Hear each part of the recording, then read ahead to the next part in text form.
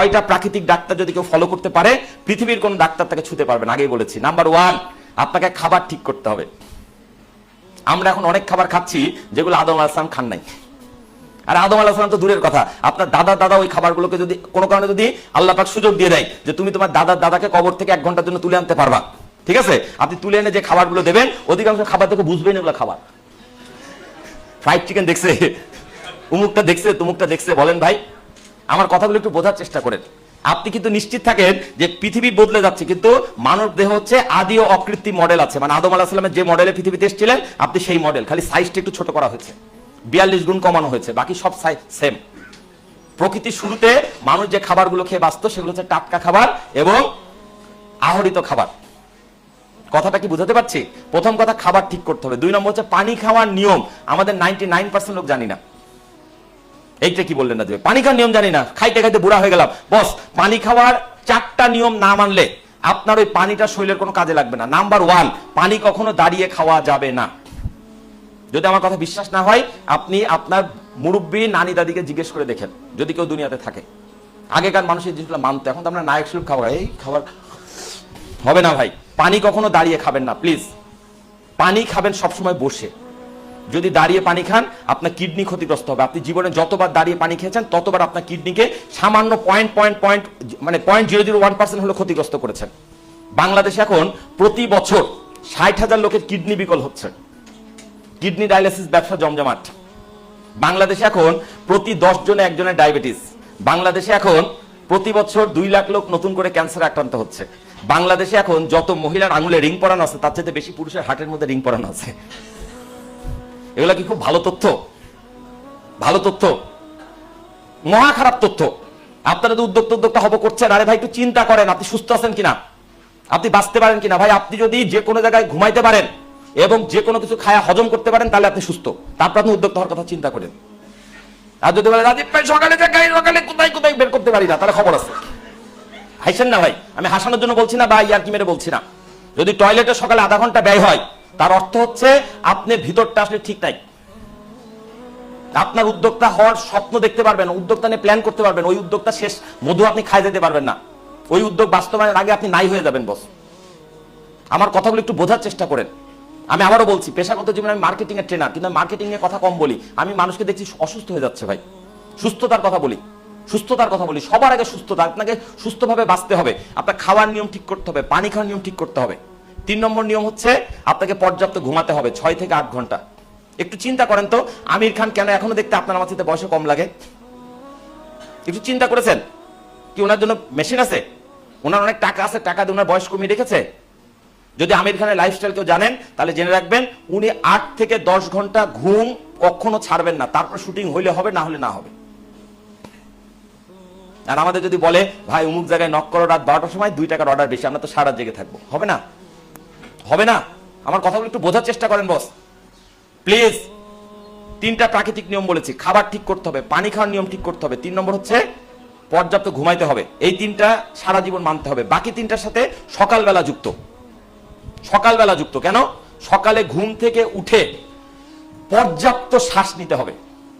কেন? কারণ সকালের বাতাসে সারা দিনের চাইতে বেশি অক্সিজেন থাকে, এটা জানেন আপনি? আমরা এই রুমে বেঁচে আছি কেন জানেন? কারণ এখানে বাতাসের মধ্যে অক্সিজেন ছড়িয়ে আছে। এবং বলা হয়ে থাকে সাধারণত যে কোনো বাতাসের 20 ভাগ থাকে অক্সিজেন, আর সকালবেলা ভোরবেলা যে বাতাসটা থাকে সেই বাতাসের 30 ভাগ থাকে অক্সিজেন। ভোরের হাওয়া হাজার রোগের দাওয়া।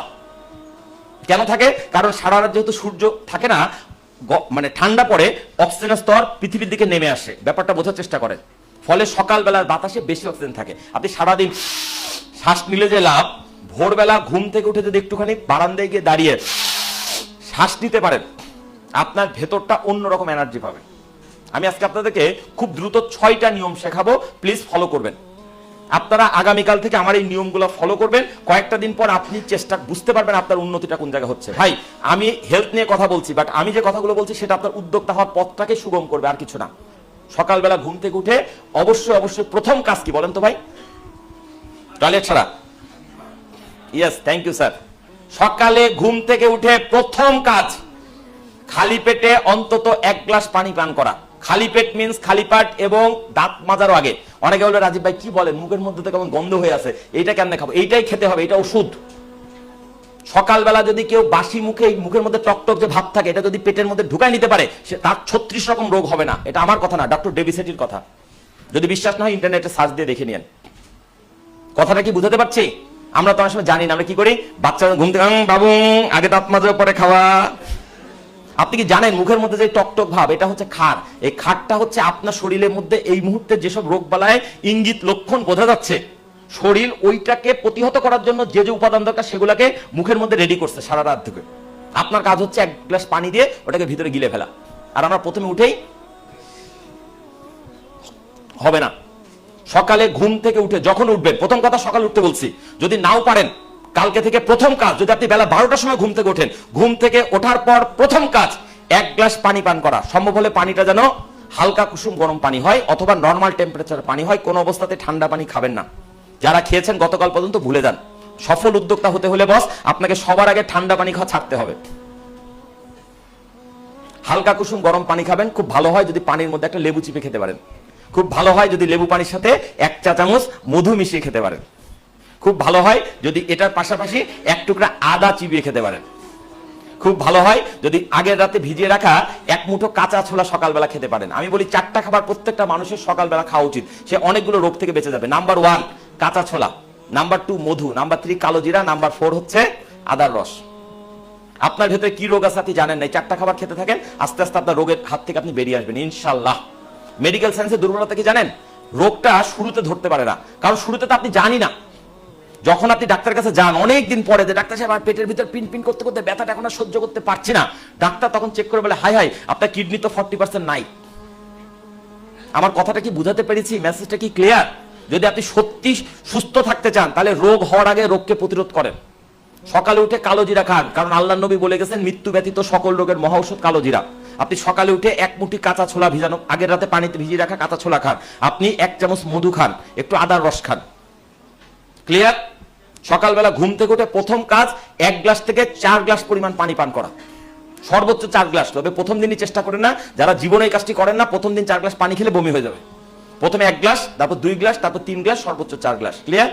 তারপরে কি করবেন? টয়লেটে যাবেন, টয়লেট সারলেন, অজু করলেন, নামাজ পড়লেন বা প্রার্থনা শেষ করে নিলেন, নিয়ে এবার আপনি চেষ্টা করবেন বাসা থেকে বেরিয়ে যেতে ভোরবেলা। যদি বাসার সামনে পার্ক থাকে বা কোনো খোলা মাঠ থাকে সেখানে চলে যান। যদি বলেন রাজীব ভাই ওরকম কোনো মাঠ নাই, আপনার বাড়ির কি ছাদ আছে? ছাদে চলে যান।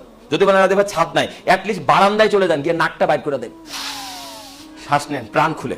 আপনি খেয়াল করে দেখেন সারাদিনের যে কোনো বাতাসের চাইতে সকালবেলার বাতাসটা একটা অন্যরকম প্রশান্তিময়।